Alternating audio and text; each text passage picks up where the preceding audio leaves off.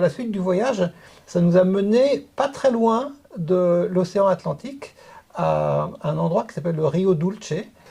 C'est un endroit qui est assez connu aussi, qui fait partie des endroits où il y a beaucoup de visiteurs. En fait, il se trouve que le Rio Dulce, c'est une sorte de grand estuaire qui est franchi par un pont et qui en fait le pont passe sur un endroit qui sépare deux lacs en fait pour ainsi dire, mais surtout ce que je veux dire c'est que tout ça débouche sur l'océan Atlantique et donc il se trouve qu'il y a beaucoup de bateaux et on peut prendre des bateaux d'ailleurs pour visiter la berge et voir des oiseaux d'eau. On l'a pas fait nous, mais on s'est retrouvé dans une ambiance de marina, une ambiance assez nautique en réalité. On a fait une escale assez inattendue pour nous dans une marina, on a bien déjeuné dans un bel hôtel-restaurant et on est resté là un moment, se prélasser dans la piscine. On a vendu Oscar. On a acheté un bateau là. En fait, Oscar il a tellement de valeur maintenant. Il est tellement connu, il est tellement beau. Il a tellement de valeur qu'on a pu le troquer. Il y a des gens qui voulaient faire une expérience de van life et nous, ils nous ont prêté leur cata. Donc décidant de ne pas nous arrêter à Rio Dulce autrement que pour une brève escale, nous sommes repartis vers la suite du voyage. Et la suite c'était Tikal principalement, mais avant d'arriver à Tikal, et tout près en réalité, il y a cette singularité qui s'appelle Flores. Si tu vas tout doucement, oui.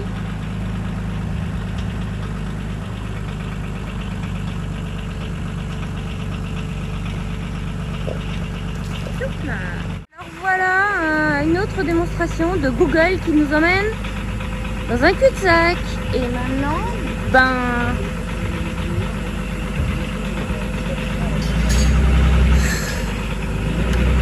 c'est chiant quand même. Il y a un camion derrière, Manu. Si tu regardes Google, tu dis de passer par là, mais on ne peut pas. Tout droit, on peut pas? Ah bah c'est sûr, oui. S'il nous dit de prendre à droite là, non c'est pas possible. Ou alors il faut être à vélo. Mais même si tu lis, si tu arrives de lire la route, en fait, tu suis leur route à eux, qui mène là, et il se passe rien quand tu arrives dans la Mais ils ont pas, Manu, de panneaux, voie sans issue ici. Justement, je le reproche. Je leur reproche, mais tu leur reproches rien du tout, t'es dans leur pays. Et alors, je peux faire un commentaire critique sur leur pays dans une logique de critique constructive. Flores, c'est une petite île ou une presqu'île sur un très joli lac. On avait déjà eu l'occasion d'y passer il y a quelques années et on était désireux de revoir cet endroit et on n'est pas allé sur Flores même. En fait, on a contourné le lac parce que cette fois-ci on était motorisé et finalement on est arrivé à un petit village qui s'appelle comment il s'appelle Tayasal, qui est en face de Flores. Mais en fait c'était mieux parce qu'on avait du coup une vue d'ensemble sur Flores. Bah c'était mieux parce qu'on est déjà allé à Flores. Voilà, donc mais sinon c'est quand même en tout cas on a une belle vue sur Flores de l'autre côté et surtout on a pu faire quelques jolies vues du drone qui donnent une bonne idée de ce qu'est exactement Flores, un très joli site sur un lac. Donc c'est aussi un peu un résumé du Guatemala parce que la logique lac, volcan, petit village, c'est ce qu'on retrouve partout dans le pays. Donc là on retrouve un peu en miniature et puis on a repris la route pour aller cette fois à Tikal. On arrive dans le parc de Tikal. On s'est arrêté et on a visité le site de manière un petit peu approfondie. Pourquoi je dis approfondie? Mais si, parce qu'on a d'abord fait une sortie le soir pour essayer de voir le coucher de soleil. En réalité, ça a drôlement changé parce qu'on est venu ici il y a 15 ans. Enfin, je sais pas, mais enfin, il y a en tout cas très très longtemps. Il faudrait que je retrouve mes photos.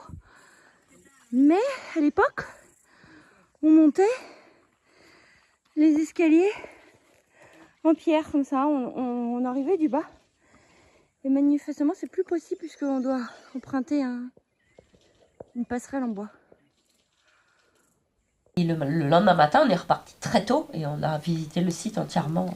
Alors à Tikal même, il n'y a pas d'infrastructure pour passer la nuit autrement qu'un camping où nous on est d'ailleurs seul. Mais la plupart des gens visitent à la journée. Donc d'où l'intérêt, présentant qu'il y aurait plus de monde, c'est un site qui est extrêmement connu, hein, qui est mondialement connu. Présentant qu'il y aurait plus de monde dans la journée, on s'est dit qu'il valait mieux faire la soirée et la matinée. Et effectivement, je crois que c'était un bon choix parce qu'on s'est retrouvé relativement seul sur le site pendant les deux occasions. Oui, alors, excepté les moustiques quand même. Hein. Ah oui. Parce qu'alors, le soir, c'était impossible. On ne pouvait pas manger dehors. On y allait se réfugier dans un café. Ils ont bien voulu de nous parce qu'il y avait des anti-moustiques. Ils nous ont prêté des trucs. Enfin, c'était limite supportable. Ça permet de décrire d'ailleurs ce que c'est que le site de Tikal. C'est certes un site archéologique de première importance, mais c'est surtout une jungle. Oh, mais c'est exactement ça que je voudrais voir, moi. Mais ça, c'est carrément mignon. Hein.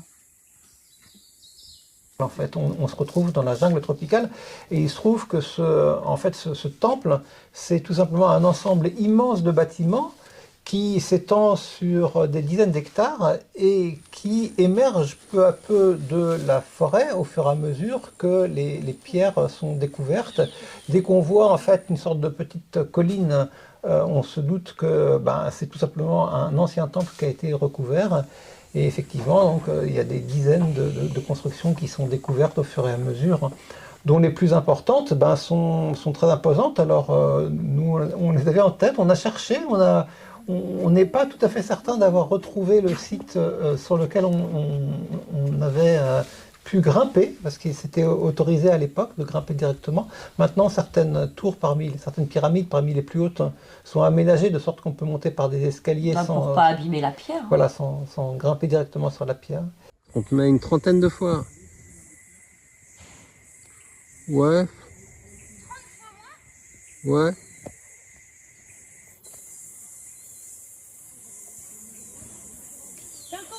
Hein. Tu voudrais dire quelque chose, Emmanuel? Ouais. Alors, vas-y. Je me suis fait bouffer par les moustiques. Mon avis, c'est que ils poursuivaient un objectif. J'ai pas de guide, hein, c'est une hypothèse de non, on ne prend jamais de guide. Leur but, c'était de monter le plus haut possible. Donc, ils avaient cette pente là qu'on voit, on dirait combien? Peut-être 70 degrés, je dirais, par rapport à l'horizontale. Et ça correspondait à l'objectif d'aller foutre des pierres le plus haut possible, mettons à 40 mètres de haut, je dirais à peu près. Mais avant ou après, par construction, ils avaient de surcroît cette pente qui est un peu plus faible, peut-être 50 degrés, pour construire un escalier. De sorte que le grand prêtre puisse monter là-haut pour faire ses sacrifices. Pour nous, c'était aussi l'occasion de revoir quelques oiseaux, parce qu'il y a pas mal d'oiseaux qui parcourent le site, notamment les toucans. Et on a fait une expérience, on a fait un test, on a fait tomber, volontairement, on a fait tomber l'iPhone d'Isabelle du haut d'une pyramide. Oui, on l'a pas fait exprès. C'est simplement que moi je suis montée en avant et Manu voulait me filmer. Très bien, et puis il me rejoint, il me passe le téléphone, mais mal. Ouais. Et là, il est descendu du haut et on l'a vu faire des rebonds sur toutes les marches et arriver en bas. Et il y avait des touristes, des jeunes, qui regardaient le téléphone, qui se tenaient la tête, qui l'ont vu par terre. La fille l'a ramassé, elle m'a dit, il a rien. Et en fait, il a une coque, et c'est la coque qui a rebondi sur la pierre et j'ai retrouvé mon téléphone. Nickel. Ouais. Jolie galipette. Et puis, juste le jour d'après, nous sommes allés au site voisin de Yaksa. Alors, la route est très courte. Hein, on retrouve le plaisir de ne plus être sur la route et d'être sur une piste quand même. Donc ça donne un petit peu le sentiment de l'aventure. Et surtout, il n'y a presque personne à Yaksa. On s'est retrouvé dans un camping absolument désert. Non seulement désert, mais déserté, si on peut, pour ainsi dire désaffecté. Ça nous a fait rire parce qu'on s'est dit, mais qui peut venir là en fait à part nous? Mais pourtant, il y a des infrastructures. Elles sont juste à l'abandon. Au castellano, que es la misma cosa. Same thing. So we are going to visit the showers now. Nous allons visiter les douches, n'est-ce pas? Die douchen.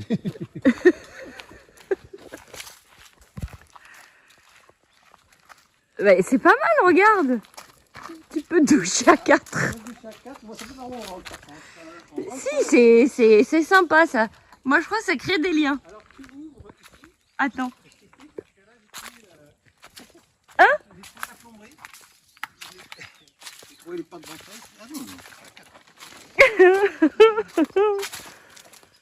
Et il y a peu de rats, hein. Il y a peu de rats. Maman! Parce qu'il y a trop de pissotés, peu importe les rats. Et là, Ah non, Manu, moi je veux bien, mais à la fin du voyage, moi j'en ai marre, mince. es para abrir la agua aquí. Pero no hay. Ah, si, hay. Hay agua. Ah, elle vient comme ça, je crois qu'elle venait de là et que c'était cassé. Non, non. On peut Non se- mais Manu, moi je veux pas me doucher la nuit. Hein. Dans ces trucs là. C'est pas cher, mais c'est pas terrible. Bah, ça va, mais on se douche maintenant. Mais après on peut pas aller marcher parce que... Non, mais c'est pas la peine de laver les portes. Hein. On échange. Mais par contre il n'y a pas de toilette. Le pipi dans la douche quoi. Ah, ça c'est un autre problème. Par contre il n'y a pas grand monde. Mais il y a une très bonne vidéo qui est sortie d'un couple de youtubeurs à propos des chiottes en voyage. Et on devrait pouvoir trouver une solution.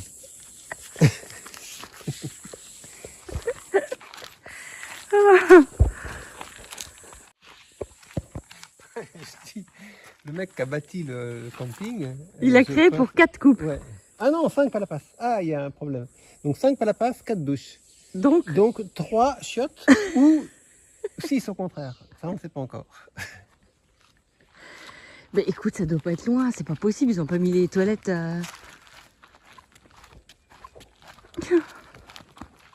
Bien. Ça, c'est l'amphithéâtre, là. Non, mais t'as vu comment c'est grand? C'est peut-être, il y a peut-être des douches là, correctes.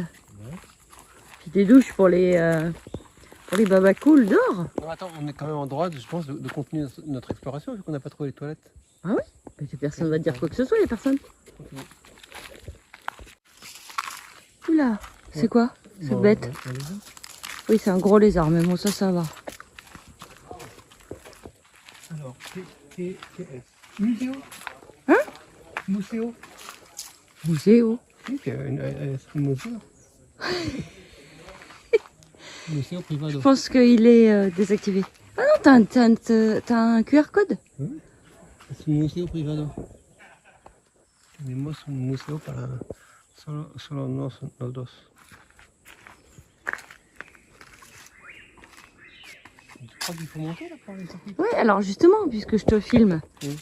tu vas montrer aux internautes Oui. que tu fais le malin quand tu me parles. Tu parles en espagnol. Bon, on va Oui. voir comment tu te débrouilles là-haut. Allez, Sí, muy bien. allez. Vamos. ¿Dónde es el refrigerador? ¿Qué? Quoi? On est à 3 heures du coucher du soleil et l'angoisse commence. Angoisse pourquoi? Ouais, ben, on se demande à quelle sauce on va se faire bouffer par les moustiques. Ouais. Tu vois? Même, je pense, bon, j'ai été piqué, certes, ce qui est normal, mais j'y pense, alors que je devrais pas.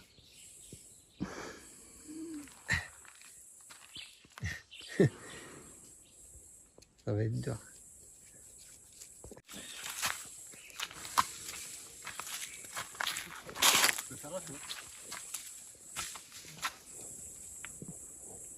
Mais il a dit pour cuisiner.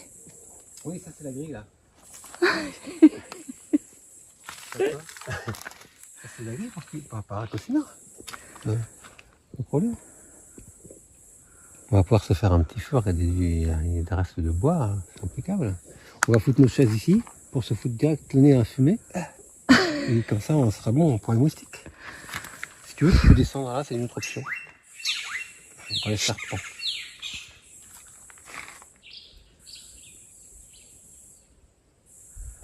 C'était amusant. Alors c'est vraiment, par contre, franchement, nous, au bout de quelques semaines, quelques mois, qu'est-ce qu'on gardera comme différence de souvenirs entre Tikal et Yaksa? Pratiquement aucune différence. c'est vraiment le même type de situation. Ce sont ces temples majestueux, intrigants, dont Ouais, l'histoire... c'est quand même très très impressionnant. Oui, tout ça en fait, quand ils l'auront découvert, excavé, ça va faire apparaître la pierre avec la forme trapézoïdale caractéristique des pyramides mayas.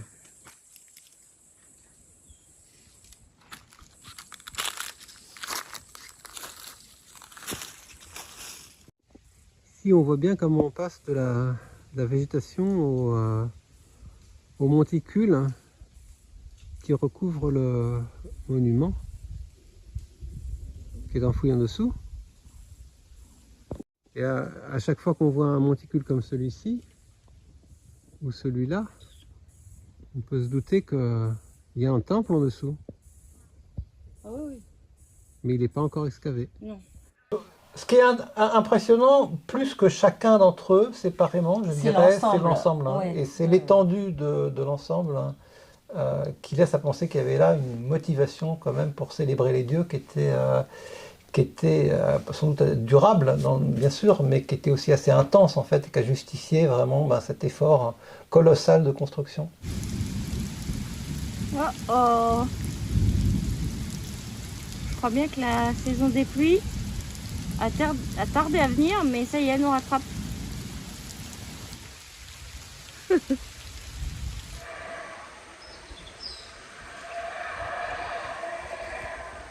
C'est la deuxième fois qu'il pleut cette année, alors les singes hurleurs, ils sont un peu énervés. Hein.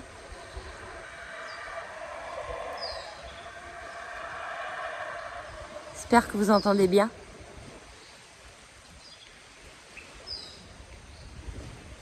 Je viens de trouver une grenouille minuscule. Manu, il essaie de la prendre, mais alors franchement, je sais pas si ça va être possible. Hein. Elle est là. Attends, mets ton doigt, Manu, parce que je la perds. Toute petite, toute petite, toute petite. Ah, c'est caché sous la feuille. Wow. Ah, je la vois bien, Manu. Voilà, et c'est donc les derniers souvenirs qu'on garde du Guatemala, ce sont ces pyramides de pierre qui émergent lentement de la jungle. Et les ayant vus, alors il y en a d'autres, et puis on s'est dit, bon, d'une certaine manière, à quoi bon? Enfin, c'est pas non plus le centre de nos préoccupations, sans vouloir faire les gens qui sont blasés, on avait bien compris qu'il y avait quand même un côté un peu répétitif de ces temples, et malgré leur majesté, on a décidé d'avancer, et de nous diriger cette fois vers un nouveau pays, le Belize, pour la semaine prochaine.